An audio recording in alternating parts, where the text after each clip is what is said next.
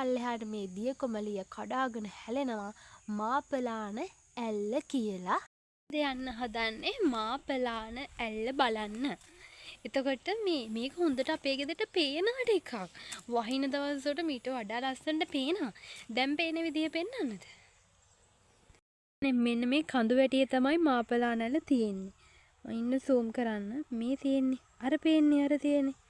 මෙන්න මේක තමයි මාපලාන ඇල්ල.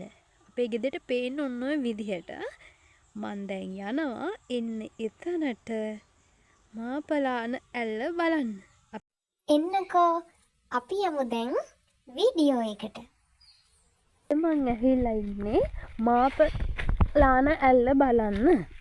එහෙනම් මාපලාන ඇල්ල වීඩියෝ එක බලන්න ඔයාලව ආදරෙන් සාදරයෙන් පිළිගන්නවා වීඩියෝ එකට.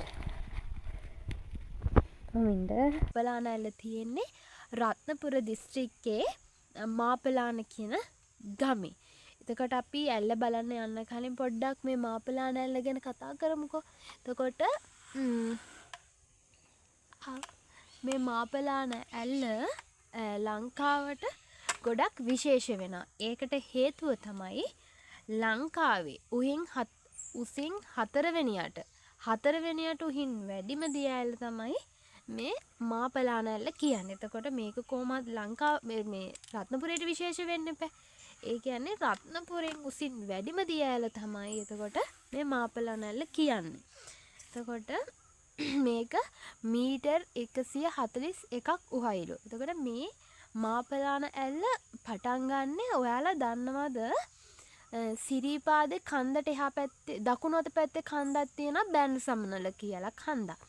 එතකොට මෙන්න මේ බෑන සමනල කන්දේ ඒ කියන්නේ මේ කන්ද උසයිලු 1868ක් මේ කන්දම මීටර්. හරිද?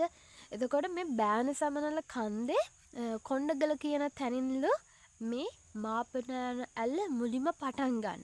එතකොට ඊට පස්සේ කඳු වැටිය දිගේ හිමිට ඇහිලා මේ ඇල්ල මුළු මාපලාන ගමටම වටිනාකම එක් කරගෙනම මෙතනින් පල්ලෙහාට මේ දිය කොමලිය කඩාගෙන හැලෙනවා මාපලාන ඇල්ල කියලා ඒ විදිහට.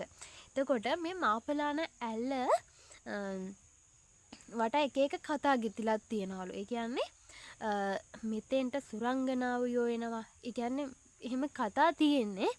ඒ කියන්නේ මේ සිරිපාද වඳින්න එන සුරංගනාවයෝ මෙතෙන්ට ඇහිල්ලා බටනලා වාදනය කරලා මෙතනින් එහාට යනවලු සිරිපාදේ වඳින්න. එතකොට මෙතන හොල්මන් ඒ දේවලුත් තියනවලු.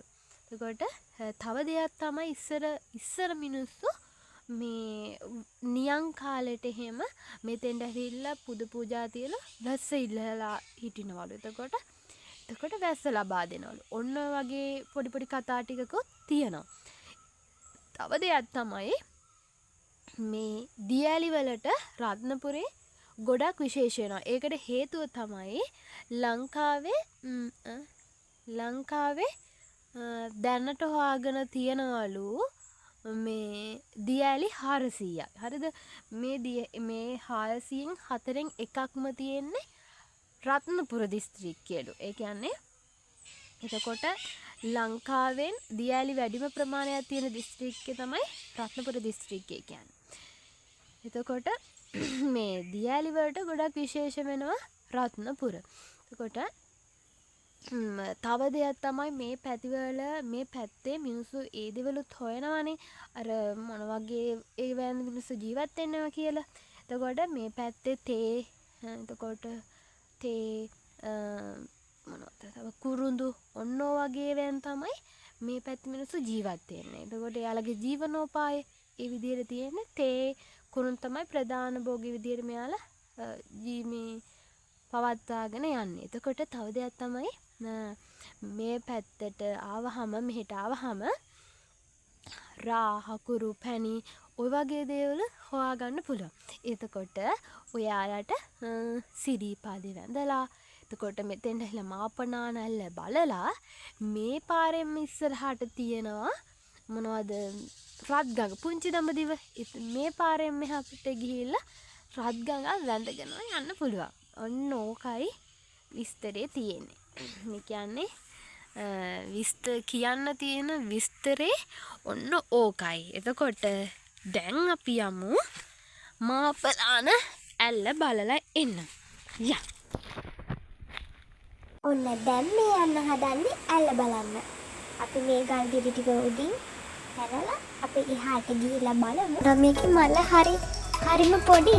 අර මේකේ අර හුළඟත් එක්ක හැදෙන මල් වර්ගයක් වෙන්නේ නැති. ඒක හරිම ලස්සනයි. මේ මල ගොඩක්ම පුංචි.